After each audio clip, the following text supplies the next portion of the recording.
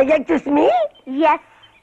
ஐயோ கடவுளே கடவுளே, கருப்பு முடி, வெள்ள இருப்பனு, சிகப்பு கவுனு, ரோஸ் தோலு.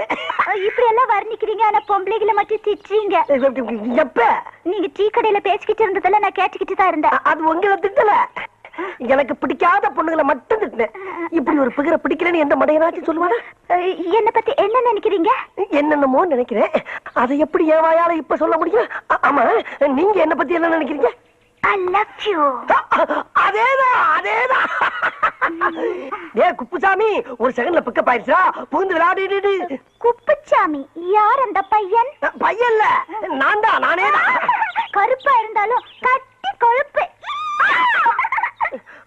பரவாயில்ல பரவாயில்ல, நான் அதே மாதிரி உங்களை தொடவா.